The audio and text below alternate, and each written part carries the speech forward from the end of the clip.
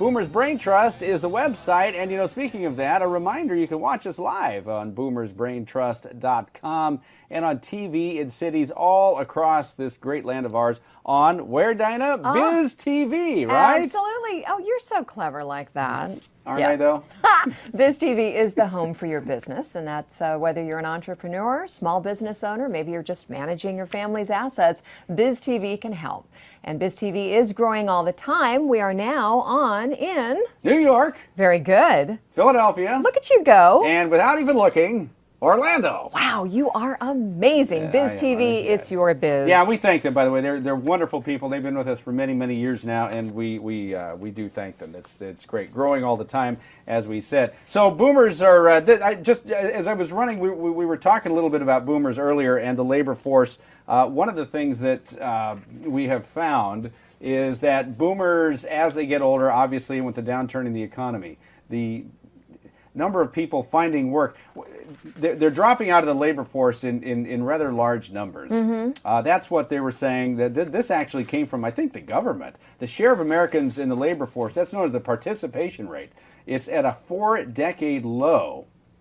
Discouraged job seekers are giving up looking for work. Apparently, if you're over 55, and this is true, we could see this, even people who are hiring, they're just kind of saying thanks but no thanks. Interesting. Yeah, this is, and we have seen this. We know this as a stat. The workers 55 and older are projected to make up 25% of the labor force in 2022 versus 20.9% last year in 2013. Now, some 44% of older Americans stop looking for work a year into their job hunt. 1 year. And I think we're talking more about age 60. People who are, I guess, let go, downsized, or whatever, age 60. And it's interesting how this is happening.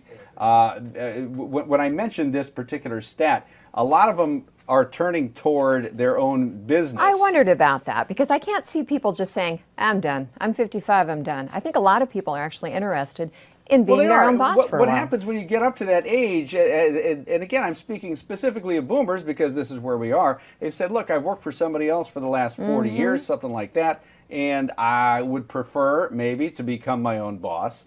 So you get that you get that bug in the back of your head, and yet you're a little bit concerned that maybe you don't know how to do it. Because it's frightening. Yeah. It actually is frightening. And really, no matter how old you are, no matter what generation you belong to, we know that changing careers or going at it alone is, it can be rewarding, but it's also scary. Now, maybe you do have the dream to become your own boss, but you're not sure about it because you're afraid that you're not going to succeed. Now, you can actually succeed. There are ways to do it. Michelle Seiler Tucker is the founding partner of Capital Business Consultants franchise, and she's got some good advice for people who want to become a business owner. Hey, Michelle, welcome to the program. Thanks for being with us. Thank you. It's a pleasure to be here. I appreciate you having me on. Oh, sure. So now it's we'll get right to it because we don't have a lot of time, but it's one thing to start a business when you're young and you don't know what you're doing. You don't know that you don't know what you're doing. But it's another thing entirely for someone in the boomer generation to suddenly change gears and make the leap into self-employment. What advice would you give to a person who's afraid to take the big leap and become a business owner? Well, I think first and foremost, you have to identify your why. Why do you want to be a business owner in the first place? And if you don't have a good enough reason to help you pull that trigger, in most cases you're probably not going to pull the trigger and become a business owner. So first you have to identify why do you want to own a business. And then second, you need to really hire an expert in that industry that can help you navigate the process. So, Michelle, if somebody decides they're going to do this, do you think it's easier for them to buy a business which is already established, or is it better to start from scratch and just build one from the ground up? It's absolutely easier and a lot more cost-effective to buy an existing business. 85 to 95% of all new businesses will fail in the first couple of years, and most of them operate in the red in the first 5 years. When you buy an existing business, you're buying history, you're buying a track record, you're buying client base, employees in place, and you're buying cash flow. Do you see, though, that more people tend to want to just start their own business out of the garage, especially, again, and I'm talking more about older workers. Does that happen more often than buying established businesses? Well, not really. I mean, most people these days, I think, understand that buying cash flow, I mean, most of my buyers are wanting to buy cash flow. They're not necessarily industry specific. they're cash flow specific.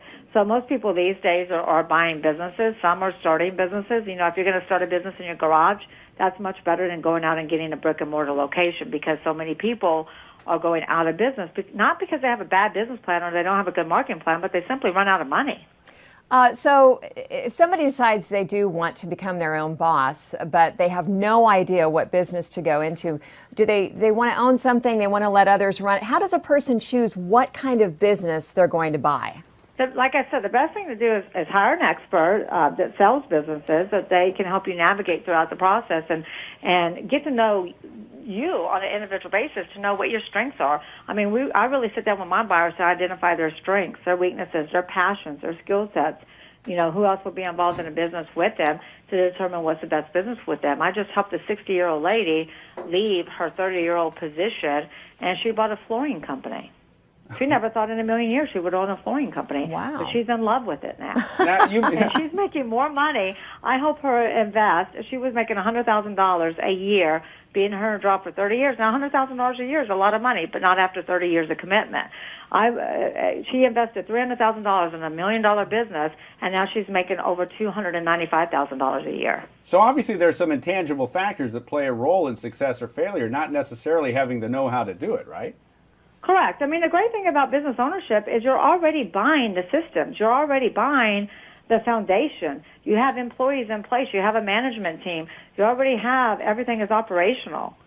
So if you try to start from scratch, it's much more risky to start from scratch than buying an existing business. Now, I got just a minute left. You got a book or two with some advice on this subject. Just give us the gist of those.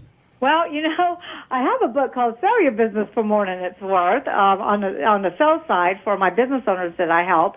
I am working on my next book called Quit Your Job, Buy a Business.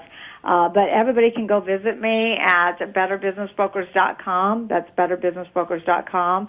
And we are working on a new website for buyers as well. All right. It's called Buy a Business USA. Buy a Business. I've always been interested in this kind of a thing. Michelle Seiler Tucker, hey, thanks very much for being with us for a few minutes. I appreciate it quite a bit. Yeah, boomers, and I've thought about this too. I haven't done it, but, we're working for the man for 30, 40 years, and all of a sudden you say, I've had this passion for a long time.